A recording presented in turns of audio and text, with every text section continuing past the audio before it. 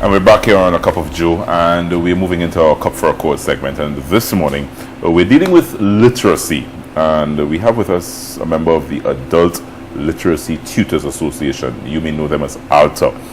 ALTA is an organization really designed, I suppose, to help adults with their literacy. And that's it in a nutshell. I'll get more explanation from my lady that is with me this morning. I have Kim Belfonte. Do I have that right? Belmonte. Belmonte. Yes. Kim Belmonte, and she's with me this morning. I'll say that's the wrong phonic. I got it wrong. Yeah. I should come to a class or two. Kim, thanks for being here with us. Let's start with ALTA, and just give me a little base on the organization, a little history of the organization in terms of how it all came about. I know this is your first year with them. This is my first year. But tell me a little bit about the organization as you know it. Well, Paula Lucy Smith, she's the founder, and the story goes in 1992 she started the association. But prior to that, there was a call from the ministry and I think UNESCO for volunteers to learn how to teach. Right. And she joined that group. And in the middle of the training, she got dengue fever. Oh. So she actually didn't finish the training. But then, about a month after, she saw an ad in the paper saying that she was teaching. So she called up one of the friends that she had, and she said, "Did you see what's in the paper? You know, it says that we're teaching. We better go." And when they got there, she said that there were about 80 students waiting, which means that there's a need for it in the country. At the time, there was nothing. No syllabus, no book to follow or anything like that. This is way back in the 90s, before internet, so she couldn't Google anything. So she actually had to start from scratch. She did some training with the Dyslexia Association, and she's done a lot of work with dyslexics, and she used that as a template for starting her classes. And it just evolved from there. The tutors that helped or trained at the same time with her through the UNESCO and ministry program, they used to teach people who they knew in their homes and wherever. ALTA has evolved since then. There are about 300 tutors now in about 50 locations in Trinidad.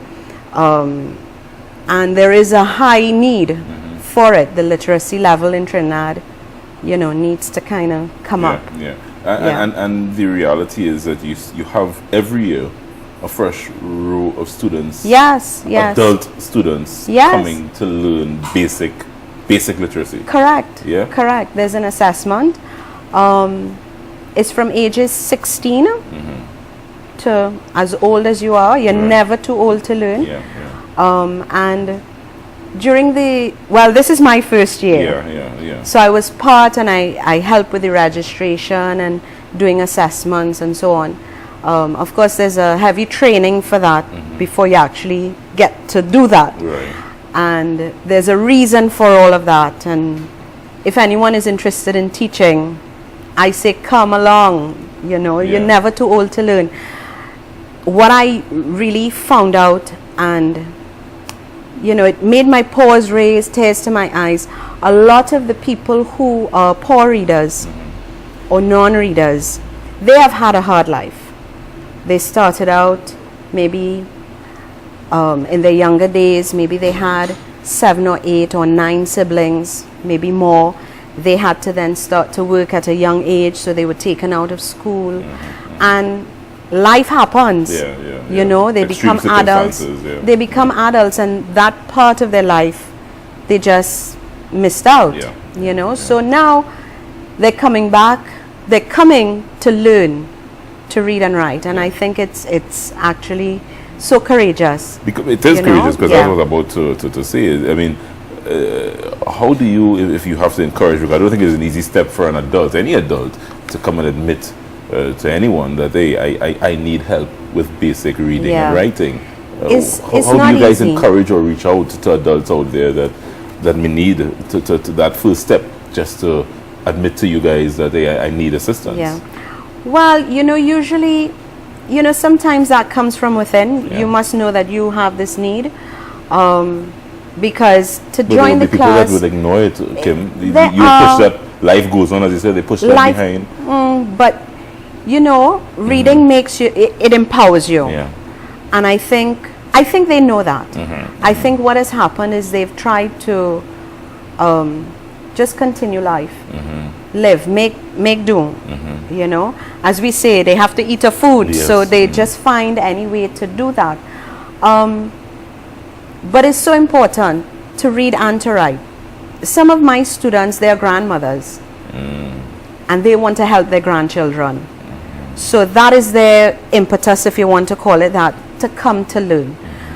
Some students, they want to get their driver's license or to do an exam.